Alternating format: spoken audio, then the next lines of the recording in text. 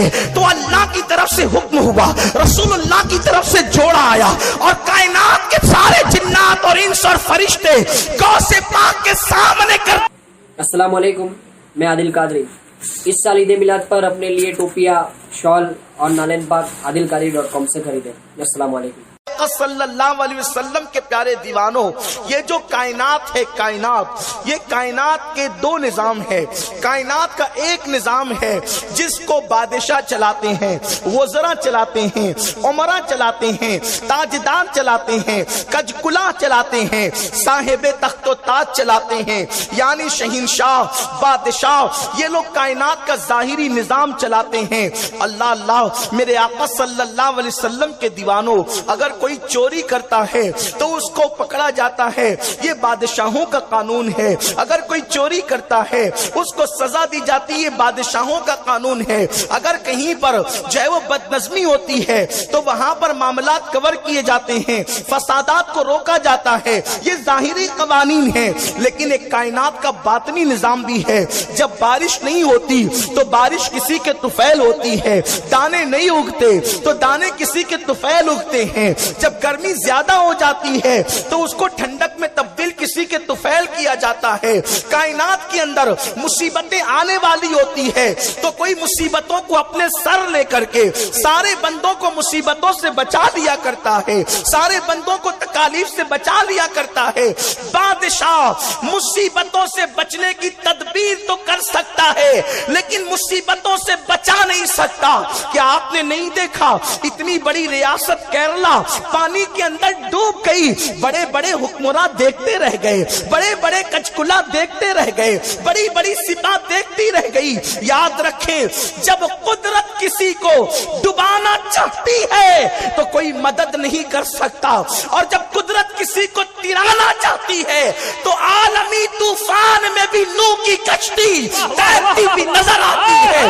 میرے پیارے آقا علیہ السلام کے پیارے دیوانوں، بات اتنی ہے، بادشاہ تدبیر کر سکتا ہے لیکن کسی کو بچا نہیں سکتا، کوشش کر سکتا ہے لیکن کسی کو بچا نہیں سکتا۔ آپ اندازہ کریں، قحط سالی کا وقت آ جائے، قحط سالی کا دور آ جائے تو پھر اس وقت بڑے بڑے عمرہ اور وزراء کوشش کریں گے، لیکن بتاؤ کیا وہ دانا اگا سکتے ہیں؟ کیا وہ دانے کو جو ہے ایک دانے کو پیدا کر سکتے ہیں؟ نہیں نہیں، کبھی نہیں میرے پیارے آقا علیہ السلام کے دیوانوں۔ لیکن دانے کسی کے طفیل اگتے ہیں، بارش کسی کے طفیل ہوتی ہے، ہوائیں کسی کے طفیل چلتی ہے، شفق کا حسن کسی کے طفیل آتا ہے، باران رحمت کسی کے طفیل برستی ہے، نسیم سحر کسی کے طفیل چلتی ہے، رات کی تاریکی جو ہے وہ سکون اور اطمینان لوگوں کو جو عطا کرتی ہے وہ کسی کے طفیل عطا کرتی ہے۔ اور وہ کون ہوتا ہے؟ اسی کو وقت کا غوث اور قطب کہتے ہیں۔ وہ وقت کا غوث اور قطب ہوتا ہے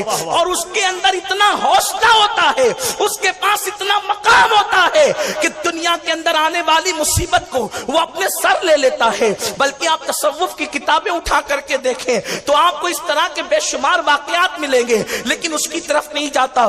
جلد اپنے اصل عنوان کی طرف آنا چاہتا ہوں۔ میرے پیارے آقا علیہ السلام کے دیوانوں، وہ غوث ہوتا ہے، وہ قطب ہوتا ہے، اور جو غوث اور قطب ہوتا ہے اس کی شان یہ ہوتی ہے کہ وہ اللہ رب العزت کی اس کائنات کے اندر باطنی نظام کو سنبھالتا ہے، سہارا دیتا ہے، اور اس کے ہاتھ اتنے لمبے ہوتے ہیں، بظاہر تو اس کے ہاتھ انسانوں کی طرح ہوتے ہیں لیکن اس کے ہاتھوں کی طاقت اتنی لمبی ہوتی ہے کہ وہ مسلح پہ کھڑے رہ کر سمندروں تک ہاتھ پھیلا کر کے جو ہے وہ ڈوبتی ہوئی کشتیوں کو تراتا ہوا نظر آتا ہے۔ میرے پیارے آقا صلی اللہ علیہ وسلم کے دیوانوں، بہت وقت میں گنجائش نہیں ہے اس لیے کہ ایک سفر درپیش ہے، ورنہ یہ مستقل عنوان ہے کہ مقام قطبیت کیا ہے اور قطبیت کی شان کیا ہے اور مقام غوثیت کیا ہے۔ لیکن یاد رکھیں، حضور غوث پاک رضی اللہ تعالیٰ عنہ غوث العظم ہے اور غوث العالم ہے، غیاث الکونین ہے۔ سرکار غوث پاک کی شان کیا ہے آپ توجہ کریں۔ لیکن غوث پاک 6 صدی ہجری میں پیدا ہوئے ہیں، بلکہ 5ویں صدی کے اندر پیدا ہوئے، 6 ہجری میں دنیا سے تشریف لے گئے۔ سرکار غوث العظم दस्तगीर 470 या 71 हिजरी में दुनिया में तशरीफ लाए। गौसे पाक का मकाम क्या है? ठोकर मारते तो मुर्दा जिंदा होता है, कश्तियों को तिराते हैं। मेरे प्यारे आका अलैहिस्सलाम के दीवानों, आप अंदाजा करें, ये गौसुल आजम दस्तगीर जो मकाम गौसियत कुबरा पे फाइज है, तो ये कमोबेश तकरीबन 13वें नंबर के कुतुब है, 13वें नंबर की गौसियत कुबरा की कुर्सी पे फाइज है।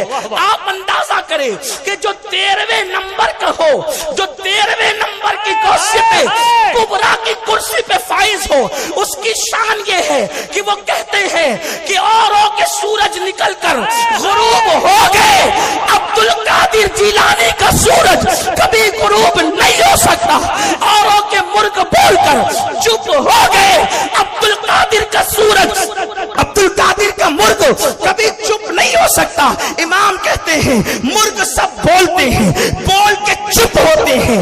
हाँ सीर, एक नमा संजा रहेगा तेरा, वो गौसियत कुबरा की कुर्सी पे बैठकर जमीन और आसमान का निजाम गौसे वक्त चलाता है, गौसुल वक्त चलाता है, वक्त का कुतुब चलाता है। लेकिन मेरे आका अलैहिस्सलाम के दीवानों, अब मैं तुमसे पूछना चाहता हूं, वो गौसुल आजम दस्तगीर जो मिंबर बगदाद के मिंबर पे खड़े होकर खुतबा दे तो पूरी दुनिया के औलिया जिसका खिताब सुने, तवज्जो करना, गौस पाक की फजीलत इस वक्त मेरा उन्वान नहीं है, हालांकि वो मेरी जिंदगी का उन्वान है, लेकिन आज के दिन वो उन्वान नहीं है। मेरे आका अलैहिस्सलाम के दीवानों, गौस पाक बयान करते हैं, पूरी दुनिया के औलिया सुनते हैं, गौस पाक बयान करते हैं, जिन्नात सामने होते हैं। शेख अब्दुल हक मुहद्दिस देहलवी कहते हैं कि जब गौस पाक ने कहा कि मेरा ये कदम हर वली की गर्दन पर है, तो अल्लाह की तरफ से हुक्म हुआ, रसूलुल्लाह की तरफ से जोड़ा आया और कायनात के सारे जिन्नात और इंस और फरिश्ते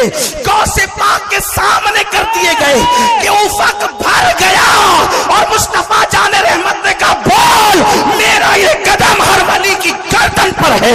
तो जितने जमीन पे थे उन्होंने भी गर्दन झुका दी, जितने कब्रों में थे उन्होंने भी गर्दन झुका दी, जो माँ के पेट में थे उन्होंने भी गर्दन झुका दी, जो आलम अरवाह में थे उन्होंने भी गर्दन झुका दी।